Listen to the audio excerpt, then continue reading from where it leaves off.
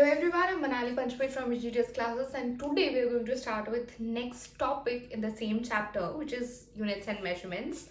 Today we are going to start with dimensional analysis or dimensional analysis. Now what do you mean by dimensional analysis? तो हम ये तीन terms जो समझने वाले हैं, that is accumulation of dimensional analysis. Now doing analysis of what? So the very first thing, doing analysis about dimensions of a physical quantity. Dimension matlab it is a representation in terms of powers or exponents. It is a sort of representation in terms of powers or exponents of a physical quantity. matlab kya? We have understood 7 fundamental or base quantities, and we have understood, say for example, just a random example, we have understood that length or distance can be measured, say x is equal to 5 meters. So this meter is unit of length, the physical quantity is length, meter is the unit of this physical quantity, length. Now again, if you see, this unit is going to have what power? अभी इसके ऊपर कुछ लिखा नहीं है, मतलब power is 1, yes और no.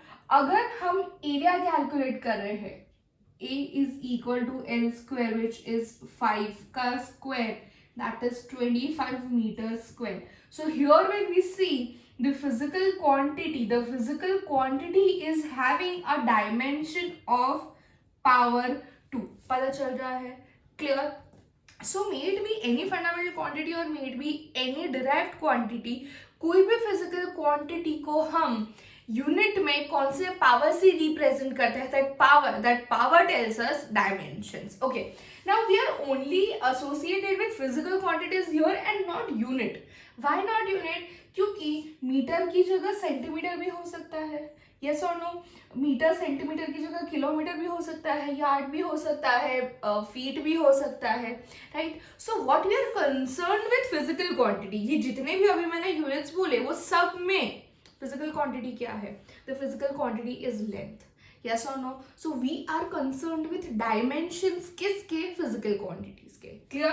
So here when we read it, we can understand dimensions of physical quantity are the powers or exponents to which the fundamental quantities must be raised to represent that quantity completely.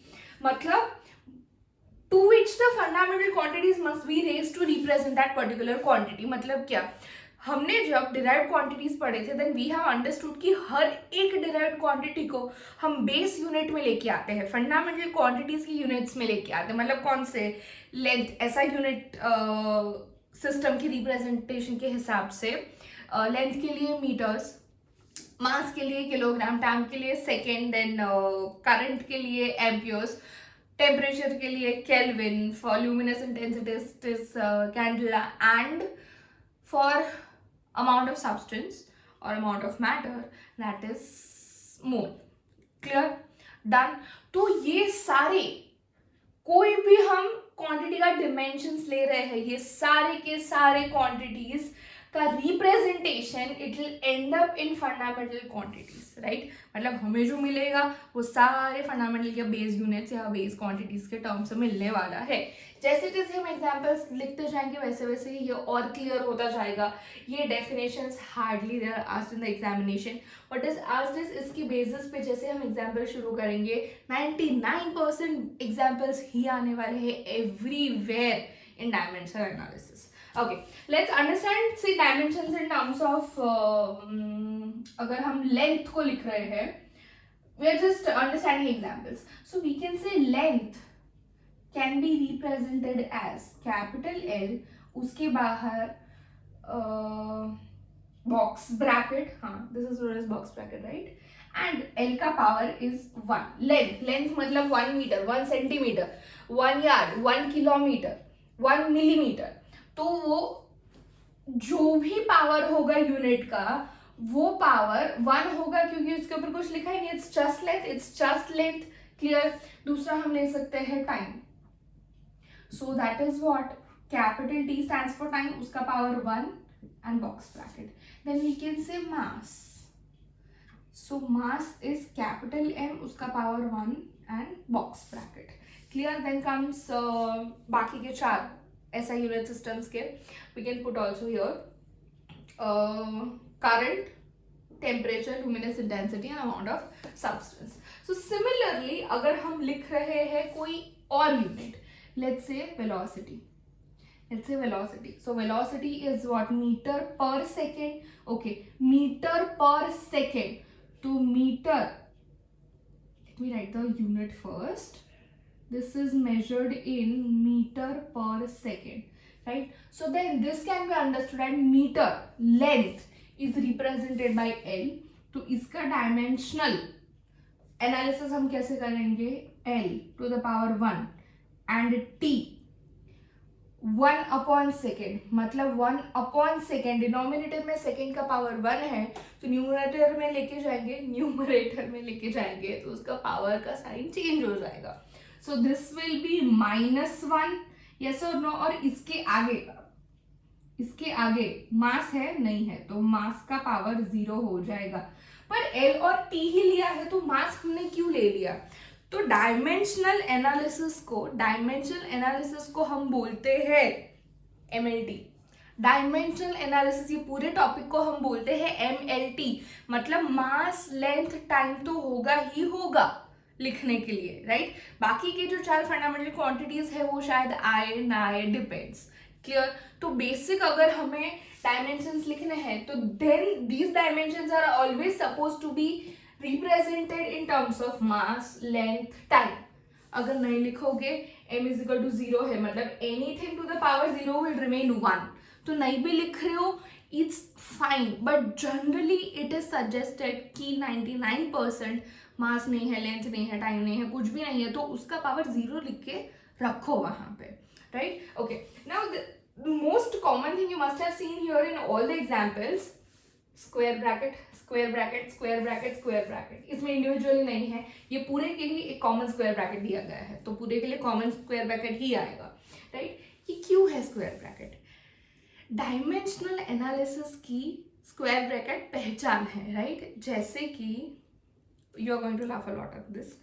Mowgli जैसे अपनी चड्डी के बिना अधूरा है, वैसे ही dimensional analysis करते टाइम जो भी MLT लिख रहे हैं वो बॉक्स ब्रैकेट के बिना अधूरा है. Okay, just assume that I did not see that Mowgli वाला thing. Okay, now getting back to dimensional formula.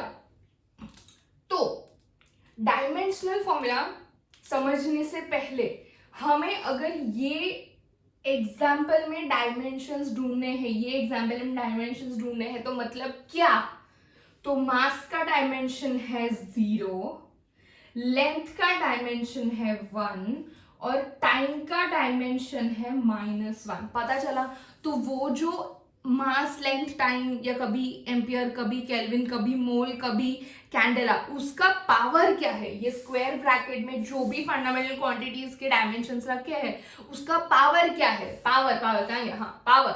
और exponents, that defines what are dimensions. Clear? Okay, getting back to dimensional formula.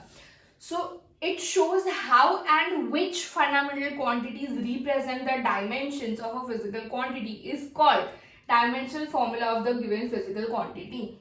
अरे भाई, velocity को जब हमने box bracket में MLT में लिखा तो वो वेलोसिटी का डायमेंशनल फॉर्मूला हो गया.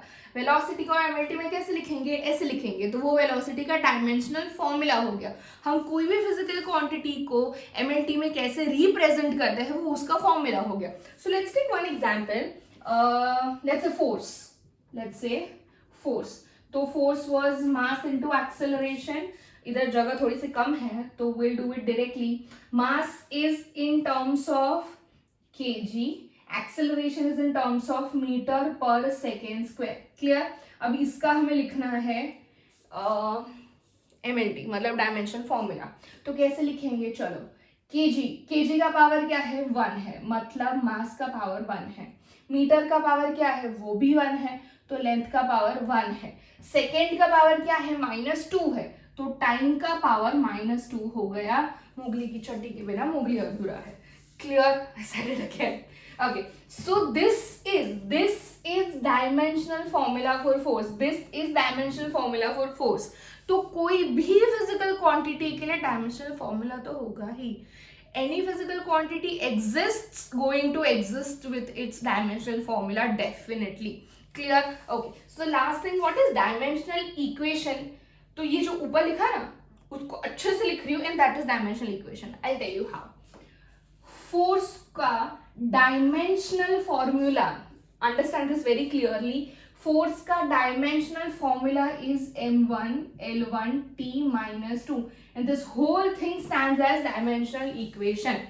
This whole thing stands as dimensional equation. मतलब सिर्फ रेलिया, if we have only considered square bracket m1 l1 t minus 2, this is dimensional formula.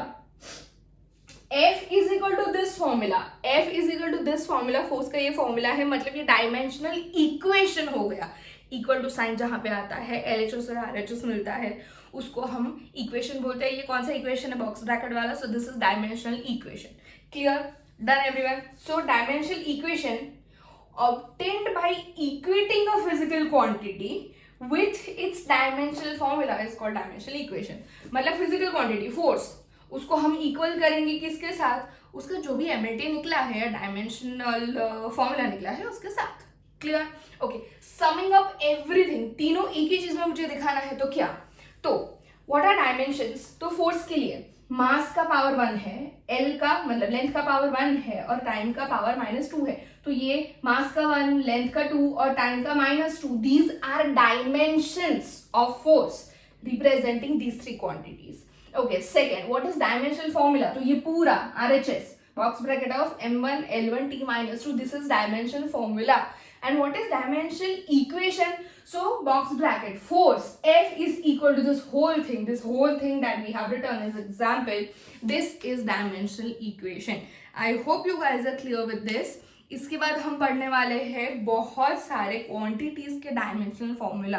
मतलब हर एक क्वांटिटी के लिए हम एमएलटी निकालने वाले हैं, राइट?